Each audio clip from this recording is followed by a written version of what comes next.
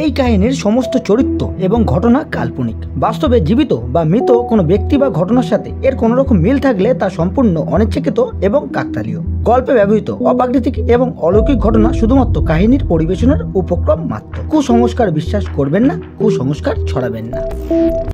ভূতের ভয় পায় না এমন মানুষের সংখ্যা খুবই কম আছে। সেই ছোট্টবেলা থেকে দাদু ঠাকুমার মুখে ভূতের গল্প শোনার সময় ভয়ে মুখটা শুকিয়ে ছোট্ট হয়ে যেত। এখন আর সেই ছোট্ট নেই আমি। সেই সব শৈশবের ভূতের গল্পগুলো মনে পড়ে গেলে নিজের অজান্তেই ঠোঁটের কোণে একটা হাসি খেলে যায়।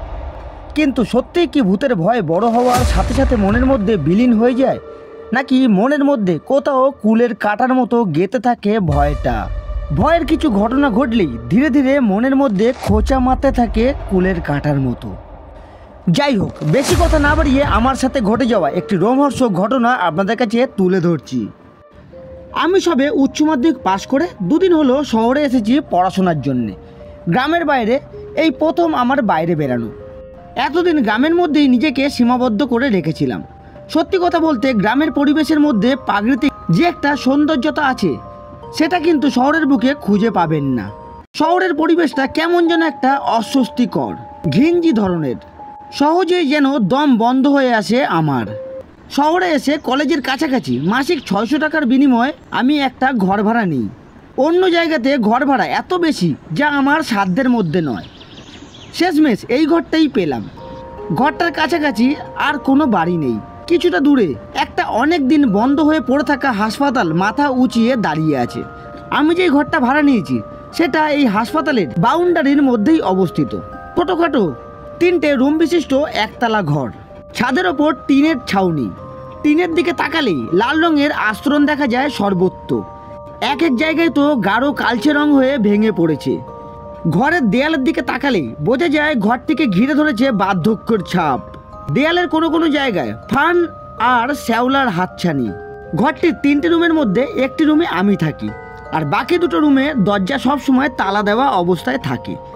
ঘরের মালিক প্রতিদিন বিকালে এসে একবার করে ঘরটা দেখে যায়, আর আমার সাথে কিছুক্ষণ গল্প গুজব করে সন্ধ্যার আগে চলে যায়। সেদিন ছিল ঘোর অমাবস্যা। আমি পড়ার কাজ শেষ করে সবে রান্না চড়িয়েছি। ঘরের দিকে তাকিয়ে দেখলাম 10টা বেজেছে। খোলা জানলা দিয়ে গাঢ় কালো রঙের ঢেউ যেন আজরে পড়ছে বারবার। বাইরের কিছুই দৃষ্টিগোচর হচ্ছে না। ভাত আর আলু সিদ্ধ বানিয়ে রাতের ডিনারটা শেষ করলাম। খাটের ওপর শুয়ে মনে মনে অনেক কৌতূহলী প্রশ্ন আমায় বারবার নাড়া দিতে লাগলো। ঘরটায় যেন কীরকম একটা অস্বস্তিকর পরিবেশ। ঘরের দরজায় লাগানো সেই তালাগুলোর ওপর গাঢ় লাল রঙের আস্তরণ পড়ে আছে। মনে হয় অনেক বছর ধরে খোলা হয়নি সেই রুমগুলো। কি আছে রুমের ভিতর?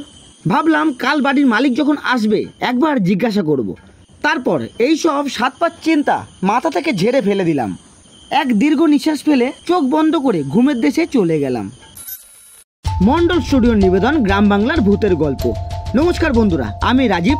আজ আপনারা শুনবেন লেখক দিব্যেন্দু নন্দীর কলমে পোস্টমর্টমের ঘর।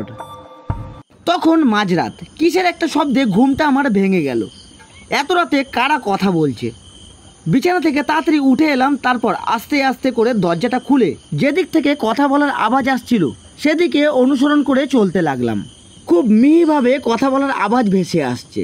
ভালো করে কান খাড়া করে না শুনলে বোঝা যায় না। আওয়াজ অনুসরণ করতে করতে আমি সেই বন্ধ পড়ে থাকা রুমের দরজার সামনে এসে দাঁড়ালাম। কথা বলার আওয়াজ যেন ওই ঘরের ভেতর থেকেই আসছে। কি আশ্চর্য ব্যাপার, দরজায় তালাটা খোলা।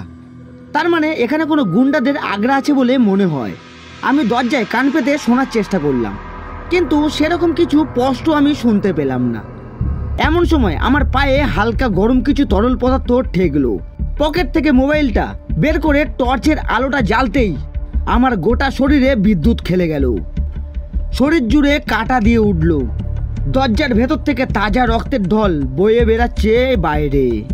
আমার হৃৎপিণ্ডের আওয়াজ আমি স্পষ্ট শুনতে পাচ্ছি।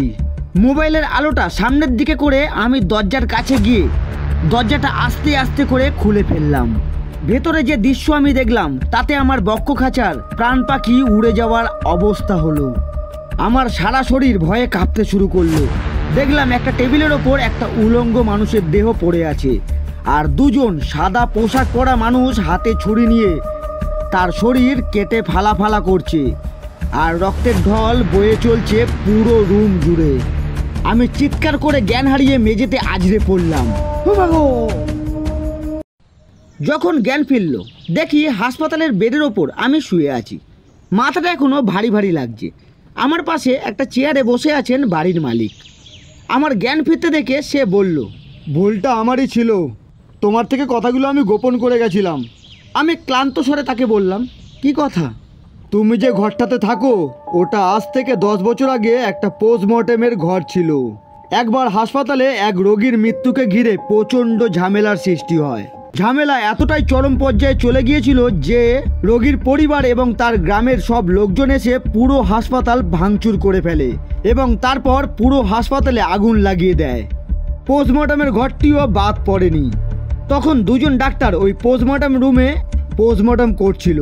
ক্ষিপ্ত গ্রামের লোক রুমের দরজা বাইরে থেকে লাগিয়ে ভেতরে কেরোসিন ঢেলে তাদের জ্যান্ত পুড়িয়ে মারে। তারপর থেকে ওই ঘরটা অভিশপ্ত ঘরে পরিণত হয়েছে। তোমার আগেও এখানে 2 জন ছেলে এসে বাড়ি ভাড়া নিয়েছিল, কিন্তু 4 দিনের বেশি কেউ থাকতে পারেনি, এমনকি আমিও থাকতে পারিনি। এতক্ষণ শুনছিলেন লেখক দিব্যেন্দু নন্দীর কলমে পোস্টমর্টমের ঘরে। গল্পটি কেমন লাগলো অবশ্যই একটি কমেন্ট করে জানাতে ভুলবেন না। আর গল্পটি ভালো লাগলে অবশ্যই একটি লাইক করে চ্যানেলটিকে সাবস্ক্রাইব করে আমাদের পাশে থাকবেন। আজ এতটুকুই, দেখা হচ্ছে আরও একটি গ্রাম বাংলার ভূতের গল্প নিয়ে। ততক্ষণ নিজে ভালো থাকুন আর সকলকে ভালো থাকতে সাহায্য করুন।